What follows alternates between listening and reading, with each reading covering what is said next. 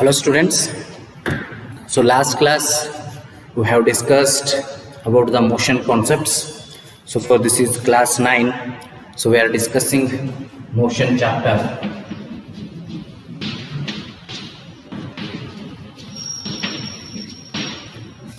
So my dear students, so we are in page number 107. So there are some questions in that page number. So I am going to discuss those questions now. Okay. So what is the nature of the distance time graphs for uniform and non-uniform motion of an object? What is the nature of the distance time graphs for uniform and non-uniform motion of an object? We have already seen the distance time graph. The distance will be like this, time will be like this. So on x-axis time will be taken, on y-axis distance will be taken. For uniform motion, the distance time graph will be like this. This is for uniform motion. It will be a straight line. Okay. This is for uniform motion. If it is for non-uniform motion, this is for uniform motion. If it is for non-uniform motion, then the distance time graph will be like anything, anyway. It could be like this. You can draw like this. This is D and T, or it could be like this. It could be like this. So whichever way, non-uniform motion means there is no fixed shape. It can vary at any way by depending upon the values that we are taking. So this is for uniform motion and this is for non-uniform motion. Okay. So next we are going to, what can you say about the motion of an object whose distance time graph is a straight line parallel to the time axis? What can you say about the motion of an object if its motion of an object whose distance time graph is a straight line parallel to the time axis? See, if it is a straight line parallel to x-axis, okay, suppose this is the case, straight line parallel to x-axis, then what we can infer about this? What we can infer about this? So for this is, if the question is like this, that means what can you say about the motion of an object whose distance time graph is a straight line parallel to the time axis? Time axis means this is x-axis, that is we can call it as time axis. Distance axis is y-axis. If it is a straight line, if it is a straight line like this, what we can say? For example, if it is at a distance of say 40 kilometer, 30, 20, 10. So at 40 kilometer it is constant, means the time is moving but the distance is not getting increased. So we can easily say that the object is at rest. Okay, it has reached some distance, after that it has taken a rest. For example, it has reached 40 meter distance is there initially. So it has reached there, but after that time it is at rest. Because time is moving but still the distance is same, it should increase, no? But if it is not increasing means the object is at rest. Okay, you can infer about that the object is at rest. Third question, what can you say about, okay, I think we will keep this on hand only. What can you say about the motion of an object if its speed time graph is a straight line parallel to the time axis? See, speed time graph is nothing but velocity time graph. Okay, we consider speed as velocity most of the times. Only in case of when direction is mattering, there we differentiate speed and velocity. Other than that, we consider speed and velocity almost same, because velocity is nothing but speed with a direction.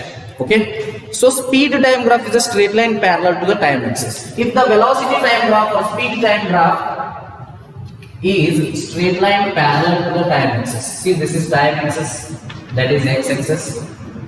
If it is like this, this is velocity. Okay, here as the time is increasing, the velocity is not increasing. The velocity is kept constant. That means The body is moving with uniform velocity. Here we cannot say it is at rest. Suppose this is 30 km per hour. Time 1 hour, 2 hour, 3 hour, 4 hour. At first hour also it is 30 km per hour, it is moving. Second hour also it is 30 km per hour, it is moving. Third, fourth hour. So it is moving with uniform velocity. So then we can say that the body is at uniform motion. Because since it is moving with uniform velocity, it will cover equal distance in equal intervals of time. So this is question number 3. So body is moving with uniform velocity, you can write. Body is moving with uniform velocity. Body is moving with uniform velocity. Okay, here body is moving with, so body is at rest here, or object is at rest. You can use both the words, body or object. Okay. So they have in question it is object, so better we will write it as object. Object is at rest. Here object is moving with uniform velocity. Okay. See here, we'll move to the question number 4. I hope the first 3 questions are clear. What is the nature of the distance time graph for uniform and non-uniform motion of an object? That is what we learn. This is first question. This is the answer, and this is the answer for uniform motion and non-uniform motion. This is for non-uniform motion. Okay.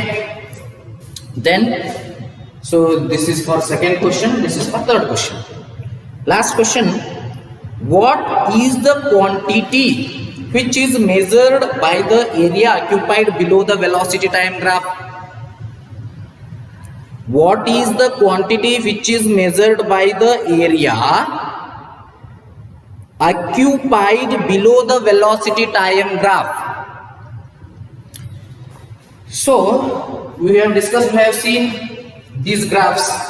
That means suppose velocity time graph is there. First graph will be like this.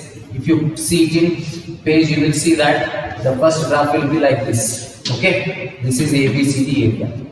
So this area is given as yes, that is distance traveled. So the answer for that question is distance traveled. Distance traveled. Okay. So we have discussed the 4 questions. So now we will go to the next concept, that is equations of motion by graphical method.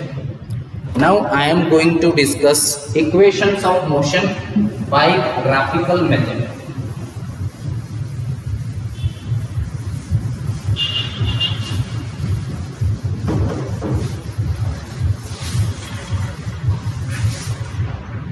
Okay, now I am going to write the equations of motion. Equations of motion by graphical method. Graphical method.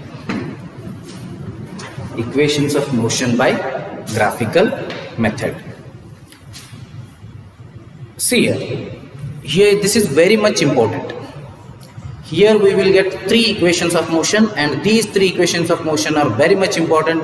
They will come to you till the PUC. PUC mugi matanu ivirtav. You 3 equation bhal important. So PUC mugiyovaregu ee 3 equation nimna bidudilla.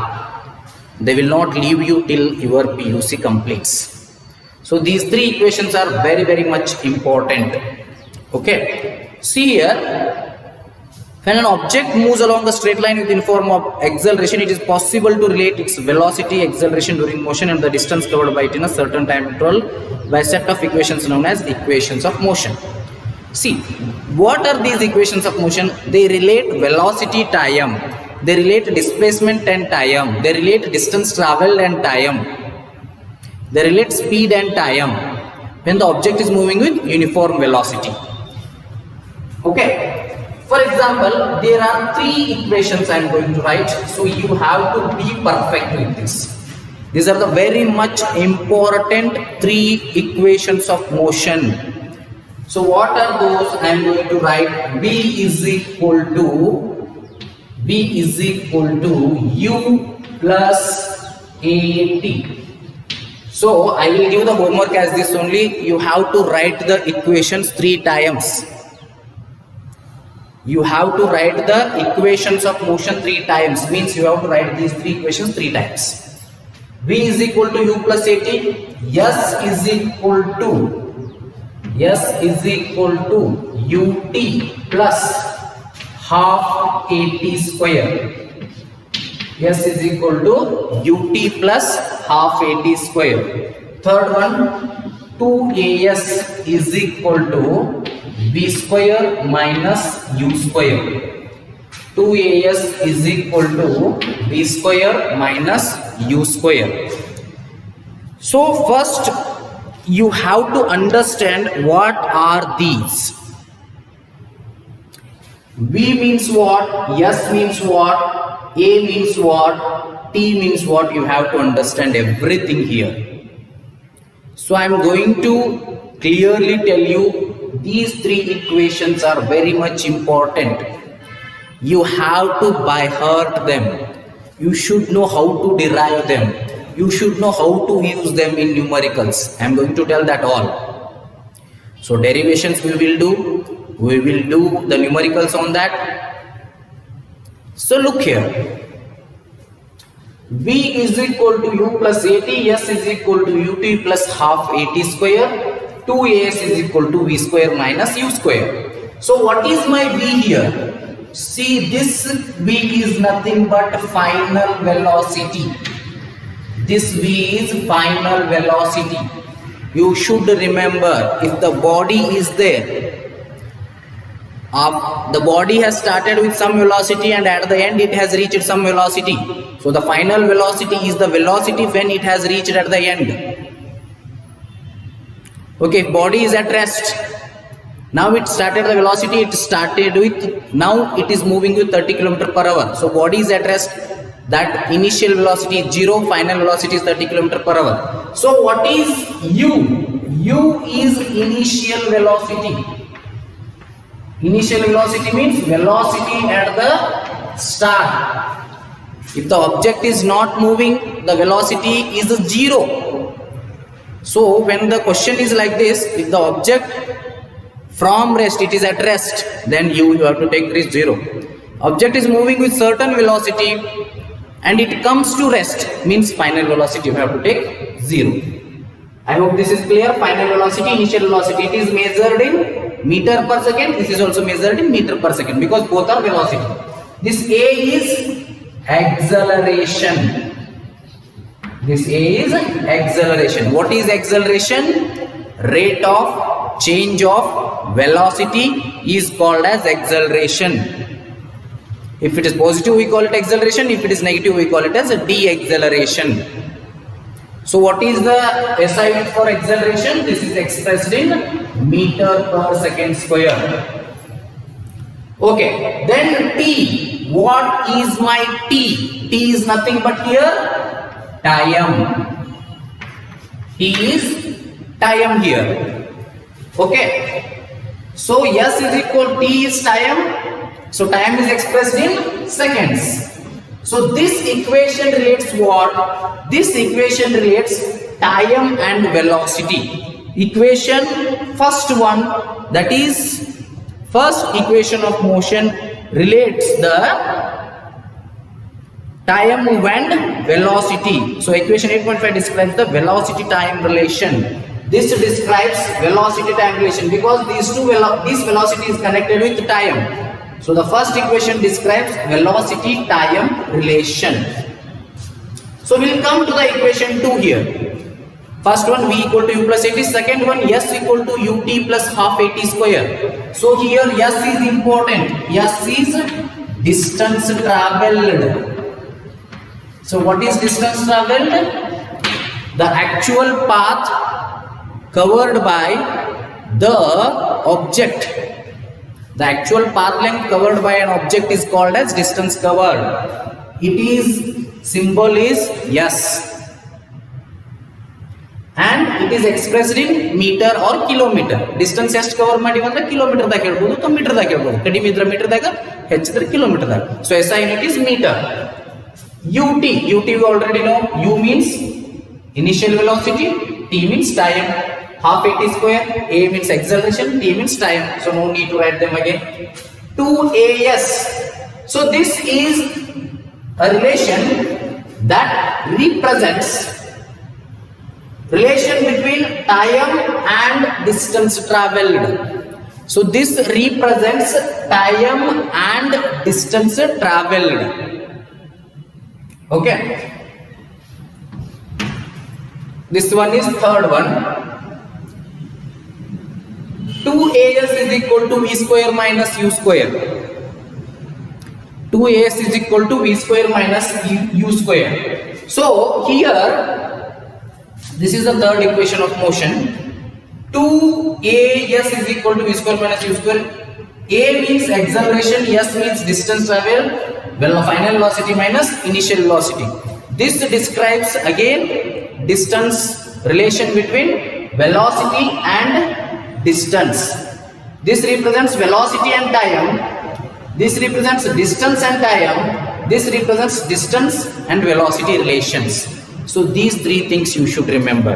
So we will have the equation for velocity time relation. So this is that is a big concept. So that we can discuss in the next class. So here we will how to understand these three concepts and the questions. So whenever you are doing, you should remember their formulas, their definitions, their SI unit.